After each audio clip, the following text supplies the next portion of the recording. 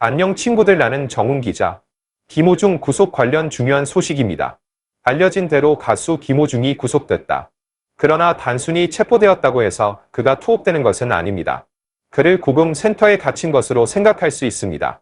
우선 김호중이 재판 결과나 재판이 없음에도 불구하고 센터에 어떻게 접근하게 됐는지 묻는다면 현재 경찰이나 검찰이 수사를 하고 있는 것 아닌가? 하지만 지금까지 김호중 씨가 보여준 방식은 도망쳐 증거를 인멸할 가능성이 있음을 시사한다. 음주운전 사실을 은폐하기 위해 각종 사법방해 사건에 가담한 혐의로 구속된 트로트 가수 김호중 사건은 스타파워와 팬덤에 대한 우리 사회의 잘못된 인식을 여실히 보여준다. 일부 극단적인 연예인 문화 옹호자들은 완전히 헌신적인 추종자들을 보유하고 있으며 범죄 행위에도 서슴지 않는 무책임한 스타일식은 사법체계에 가담하는 지경까지 이르렀다. 유사한 일이 다시 발생하지 않도록 해당 단체는 형사적 책임을 져야 합니다. 중요해 보이는 위치는 아니지만 이미 달성했다고 해도 과언이 아닐 것 같은데요. 따라서 이 사람을 사회로부터 고립시키거나 증거공개소에 가두지 않고 단순히 제지받지 않고 돌아다니게 한다면 그는 여러 장소로 이동하여 증거를 인멸할 수 있고 결과적으로 부정적인 영향을 미칠 수 있다. 조사? 이들은 증거인멸과 도주를 막기 위해 재판 전 석방센터에 배치된다. 이것이 이번의 최종 결정이었습니다. 이에 따라 지금 이 순간에도 경찰과 검찰은 김호중 씨에 대한 혐의의 정당성을 입증하기 위해 추가 조사를 진행하고 있지만 몇 가지 문제가 남아있다. 이번에 구속영장을 청구한 법원은 이런 혐의가 있으니 구속해달라며 다양한 이유를 밝혔다. 이렇게 체포영장이 발부되면 우리는 이를 기소라고 합니다. 하지만 공소장에는 김호중 씨의 범죄 행위에 대한 폭넓은 설명이 담겨 있다. 구체적인 형사고발사항은 기재되어 있지 않나요? 두 가지 구성 요소가 부족합니다. 처음에는 음주와 관련된 뭔가가 부족합니다. 게다가 증거를 삭제한 교사도 부재 중이다. 이것에 대해 무엇이 그렇게 중요합니까? 주지하다시피 이번 사건은 국가적으로 중요한 사건이다. 최근 강영욱 관련 논란이 알려지면서 상황은 다소 혼란스러워졌지만 전반적으로 국민 모두가 우려하고 있는 상황이다. 그래서 경찰이 이 사건을 수사하려고 하는데 그 노력에도 불구하고 여전히 범죄 증거가 부족하다고요? 그들은 교사가 증거를 흡수하고 있는지 아니면 증거를 인멸하고 있는지 확인할 수 없다고 주장했습니다. 김호중의 행동을 곰곰이 생각해보면 증거인멸, 교사, 소비라는 두 가지 측면을 제외하면 김호중은 사고 후 도주했고 택시기사는 부상을 입었다는 결론밖에 나오지 않는다. 하지만 택시기사의 경우에는 별 의미가 없었습니다. 조임김까지 남은 시간이 제한되어 있기 때문입니다. 아시다시피 전반교대 기간을 2주라고 하는데 실제로는 큰 부상은 없습니다. 만약 이 두 가지가 실제로 검찰에 위임돼 기소되지 않는다면 김호중이 예상보다 덜 가혹한 처벌을 받을 가능성이 크다. 이 시점에서 우리는 현재 경찰이 보유하고 있는 증거와 그것이 어느 정도 고려되고 있는지 평가해야 한다. 이후 김호중 씨는 술로 인한 갈등의 진실을 인정했다. 그런데 그가 인정하면서도 불구하고 기소장에 들어가지 못하는 이유는 무엇일까? 직접적인 증거가 없기 때문이죠. 물적 증거나 일반적인 상황에만 근거하여 기소할 수는 없습니다. 결과적으로 객관적인 증거가 있어야 하는데 김호중의 경우 경찰서로 이송돼 17시간이 지난 뒤 음주 측정 테스트를 받았다. 물론 저는 그 기간 동안 술을 마시지 않았습니다. 이후 협조하는 척하다가 경찰 조사에서 음주 사실을 시인했다. 그런데 지금 무엇이 문제였습니까? 소주만 10병 정도 마셨어요. 소주 10잔 얘기를 자주 했는데 3시간 동안 소주 10잔을 마시지 않는 사람들도 알코올 검사를 안 해요. 그런데 김호중과 같은 체격의 사람이 술을 10잔이나 마신다? 대안이 없습니다. 또한 김호중은 자신의 고백으로 인해 차후에 문제가 생길까 봐 걱정한 나머지 소주 10잔을 마신다고만 밝히지 않고 녹차에 섞어 마셨다고 밝혔다. 이것이 내가 당국에 말한 것입니다. 본질적으로 그렇습니다. 표면적으로는 자신이 참가한 기자회견에 대해 시인했다. 술을 마신 사실도 인정했다. 그럼에도 불구하고 그는 자신이 한 일에 대해 설명을 거부했고 경찰의 조사를 받았으며 소주 10잔과 녹차도 섞어 마셨다. 그가 사용한 방법은 술을 피하기 위해 할 수 있는 모든 노력을 다하는 것이었다. 그런데 모두가 알고 있듯이 유흥업소와 식당 직원들은 무엇을 증언했는가? 김호중은 유흥업소에서 혼자서 소주 3-4병 정도를 마셨고 음식점에서도 일행들이 여럿 있었다. 그는 4명과 함께 있었고 소주 10병을 주문했다고 다시 한번 증언하지 않습니까? 실제로 이 두 가지 특성을 조사해보면 김호중 씨가 소주 4-5병을 마셨다는 사실을 알 수 있다. 이렇게 생각해야 한다고 생각하는데 문제는 형사 고소를 뒷받침할 직접적, 객관적인 증거가 없다는 점이다.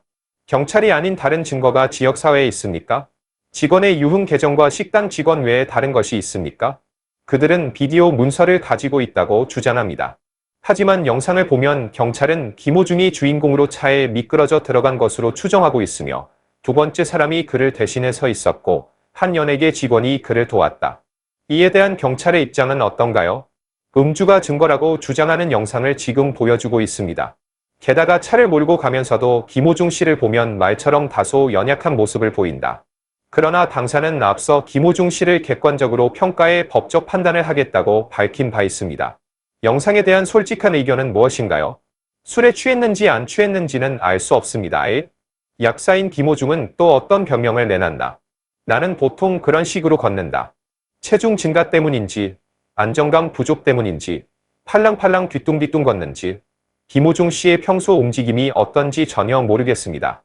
솔직히 별로 상식적이지는 않지만 법적인 관점에서 생각해보면 별 문제가 되지 않습니다. 그것은 고통스러운 진실이다. 이번에 다른 장면과 달랐던 장면은 무엇이었나요? 지금 기자들을 마주하고 있을 때 김호중 씨가 개입하는 통로. 이 장면 역시 변호사가 구성했을 가능성이 있다는 소름 끼치는 의심이 들었습니다. 원래 김호중 씨는 무슨 변명을 했나요? 김호중은 원래 안정감이 부족해요. 처음 기자들에게 그런 식으로 소개했을 때 나는 미스터 조, 왜 이렇게 불규칙하게 걷고 있나요? 그러나 이 두 가지를 결합해 보니 일관성 없이 걷는 것도 하나의 전술이라는 것을 알게 되었습니다. 어떤 전략? 야, 이것 좀 조사해봐. 내가 혼습을 하고 있었기 때문에 이것은 내가 혼습을 했기 때문이 아니라 내가 길을 걷고 있었기 때문이었습니다. 그의 사건을 홍보하고 지지를 표하기 위해 그가 기자들 앞에 등장하는 장면을 법정 현장에 담아냈다. 아주 잠깐이라도 김호중과 변호사가 그런 식으로 거리를 걷고 있었을 가능성은 확실하다. 두 번째 우려는 그가 증거인멸의 주범이 아니냐는 점이다.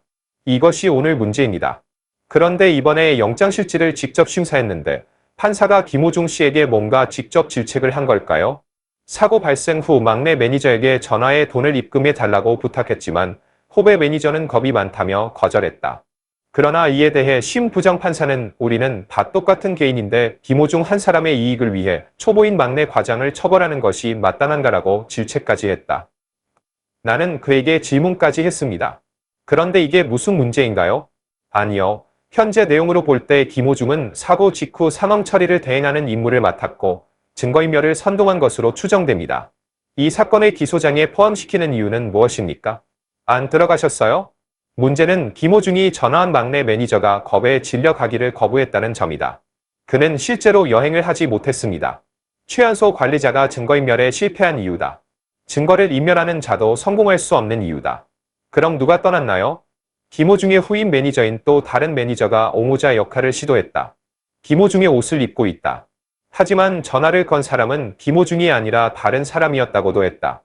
앞서 말했듯이 소속사 사장 이광득에 대해 저와 상의해 보시지 않겠습니까? 따라서 이 사건 증거인멸 교사 혐의는 적용되지 않는다. 김호중, 전화해서 요청을 거절해 달라고 했지만 거절하지 않았기 때문에 증거인멸죄는 적용되지 않습니다. 남은 것은 메모리 카드를 절제했다는 것과 거의 3장에 가까운 카드 제거에 김호중이 어떻게 참여했는지 뿐이다. 나는 경찰이 이것에 대해 배워야 할 것이라고 믿습니다. 객관적으로 생각해보면 그 교사가 결국 음주운전에 연루되어 증거인멸을 하게 될 것이라는 김호중의 무서운 예언이 맞았음을 깨닫게 될 것이다. 경찰은 상식에 따라 수사에 총력을 기울였으며 김호중 씨는 결국 유죄 판결을 받았습니다. 우리는 범죄 혐의와 경찰의 수사 역량을 뒷받침할 증거를 제시할 계획입니다. 그러나 지금까지 경찰의 조치에 대한 다른 사례를 보면 제가 이미 회의적인 평판을 갖고 있다는 것이 입증되었습니다. 결국 또 다른 범죄자가 이렇게 몰래 빠져나가지는 않을까 걱정됩니다. 음주운전 뺑소니 혐의로 지난 24일 구속된 김 씨의 행태는 일반인이라면 상상도 할 수 없는 일이었다. 유명 인사가 음주운전을 했다면 사고 현장에서 적절한 조치를 취하고 법에 따라 처벌을 받아야 한다. 그러나 김 씨는 사고를 낸 뒤 도주했고 후배 매니저에게 수차례 전화를 걸어 스스로 허위 자백을 하라고 독려했다. 최연소 매니저가 이를 거부하자 또 다른 매니저가 김 씨인 척하며 경찰에 신고했다. 김 씨의 소속사 또 다른 직원은 자신이 자동차 블랙박스 메모리 칩을 섭취했다고 말했다. 이들 범죄는 모두 공무집행방해, 증거인멸죄로 기소될 만큼 중대한 범죄로 간주된다. 또 김 씨는 사고 이후 인근 편의점에서 술을 구입해 사고 이후 술을 마셨다는 믿음을 심어주기 위한 것으로 보인다. 그는 사고 발생 17시간 만에 경찰서에 가서 음주 측정 테스트를 받았다. 그는 범죄 전체를 처음부터 끝까지 다루는 상세한 계획을 따랐습니다. 김 씨는 공연을 진행하면서 자신이 흡수했다는 사실을 강력히 부인했고 대신 추종자들에게 진실은 다 밝혀질 것이라고 말했다. 국과수 소변 샘플에서 알코올 부상물이 검출되자 A씨는 진술을 받고 음주 사실을 인정했다. 김 씨에 대한 구속영장을 발부한 판사는 영장실질심사에서 동일 인물인데 막내 매니저 김호중을 실형으로 처벌하는 것이 타당하다고 말했다. 김 씨의 잘못된 스타인식에 대한 질책이었다. 팬들은 자신이 좋아하는 연예인이 좋은 평가를 받기를 원합니다. 팬클럽이 연예인 이름으로 자선활동에 참여하거나 금전적 기부를 하는 이유도 여기에 있을 것이다. 김 씨는 이들 열애자들을 복면한 채 퍼포먼스를 진행했다. 이 돈의 막대한 수입과 처벌이 수반된다는 점에서 이런 발의가 추진된 것으로 보인다. 그룹 전체의 범행이 크다고는 하지만 그를 둘러싸고 살면서 일어날 수 있는 일이라며 주변의 그고 팬들 개개인의 과실이 전적으로 가볍지는 않다. 이번 일이 대중예술가와 팬 모두가 더욱 책임감을 갖는 계기가 될 것이라고 낙관한다.